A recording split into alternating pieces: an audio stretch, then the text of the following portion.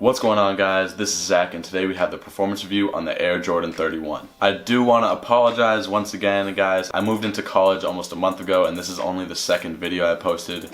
Just give me a little bit of adjustment time.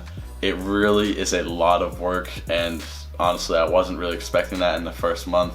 So I just got to make sure I'm keeping up with my studies first before I'm putting out these YouTube videos. So once again, guys, bear with me. But without rambling too much, let's go ahead and get up close with these bad boys.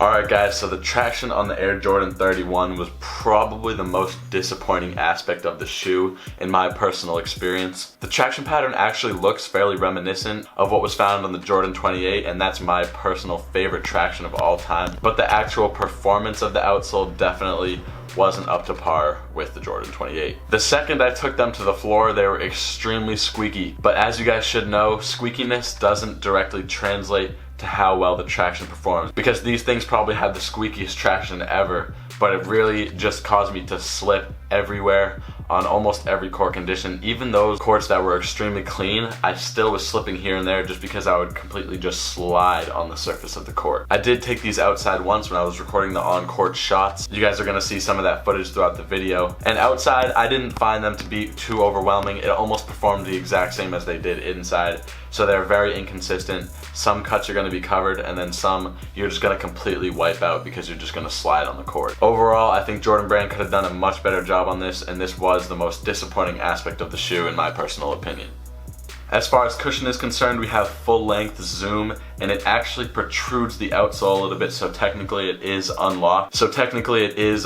In the heel and forefoot, and personally, this stuff was absolutely amazing. I like this setup a little bit more than what was found on the KD9. The KD9 with the full-length max zoom is just a little bit too squishy for me. This form of zoom has a little bit of squishiness, but it's more of a responsive bounce back feeling and less squishy than, once again, what was found on the KD9. Boost is my personal favorite cushion. Whether it's firm or bouncy, I just love Boost. It doesn't give me any soreness whatsoever. But this setup of Zoom is a very, very close second. And I'm gonna repeat it again. I personally like it better than what was found on the KD9 just because it's a little bit less squishy. I really like how they kind of shrunk down the size of the midsole. There's a little bit less foam, so that allows you to feel the Zoom even more and give you that more responsive ride.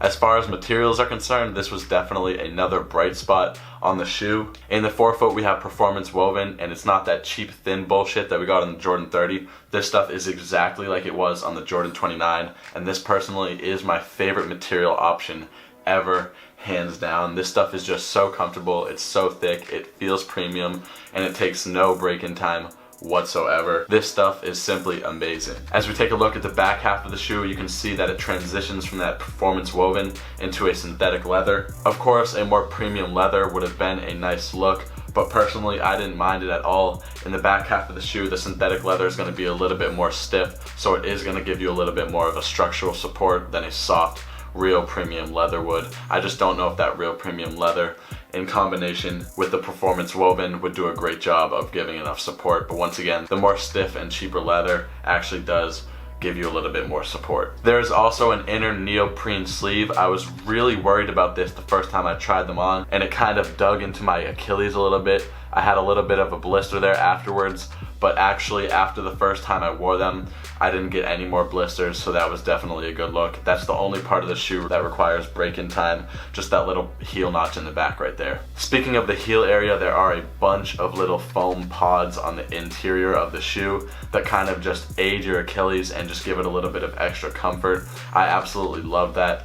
This is kind of similar as to what was found on the Mellow M12, and once again, I absolutely love it. As far as the shoe's fitting is concerned, they fit true to size. I wouldn't go up half a size or down half a size. Just get your normal true size and you'll be all set. I absolutely love the fit on these things, and once again it reminded me of the Jordan 29 thanks to the way the upper just kind of naturally conforms around your foot. In the past 5 years, there are two shoes that come to my mind when I think of fit: the Jordan 29 and the Under Armour Curry 2, and these are up to par with both of those shoes. The fit on these is absolutely phenomenal, and they actually are going to be wide footer friendly, just because the material will stretch and conform around your foot. So once again, I do think wide footers will be okay going with their true size in this shoe. In addition, there's an internal heel counter in the back That kept me locked in at all times. I didn't have any issues as far as heel lockdown is concerned, and once again, those Achilles notches do a great job of just helping that out a little bit more. As I stated in the material section, the neoprene material does rub into your upper heel area during the first wear, but personally that went away after about 2 hours of play, and I didn't experience any problems after that. So just give it a little bit of time and you'll be all set. As far as support is concerned, I was initially pretty concerned about it just because the idea of full length unlocked zoom just seemed a little bit too unstable in my personal opinion. But when I took them to the court, I was very surprised, and not once did I feel as if I was going to teeter over at all. With that said, there are definitely shoes that are more supportive on the market right now, but honestly I didn't have any issues whatsoever, and I am a player that does like to make hard stops and quick cuts. So I do think that if you're a guard and you're always on your toes making cuts, stuff like that, then you're definitely going to be covered. Even the forwards who are moving around in the paint a little bit, I think are going to be okay. The only type of player that I wouldn't recommend this shoe to because of their support is any player that has a history of ankle injuries. I just think that if you have a past as far as ankle injuries, then you're gonna want to look with a shoe that just naturally has more support. Of course, the materials on this shoe are soft, so that definitely leads these to be a little bit minimalist as far as support is concerned. And once again, I was initially concerned with that full length unlocked zoom as far as stability is concerned, but they did prove me wrong and I didn't have any issues in this shoe. The overall fit just does a great job of getting that support to where it needs to be. Alright guys, so overall I did really enjoy the Air Jordan 31. I think if they just fixed up that traction, then these things could have been one of my favorite shoes of all time, but that traction really is the only thing preventing that.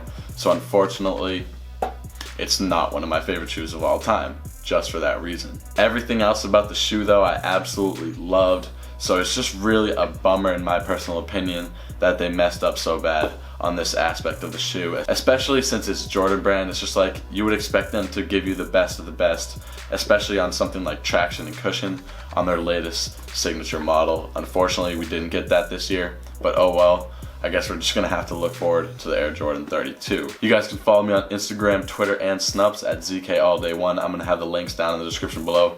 Make sure you guys check that out and follow me for all things kicks. Make sure you leave a like and subscribe if you aren't already. I'm gonna have more content coming soon. You guys just gotta stay patient with me. Once again, this whole college stuff is a little bit crazy at times, so I just gotta keep up with my studies. Not too much else to talk about though, guys, so I'll see you on the next video. Have a good one.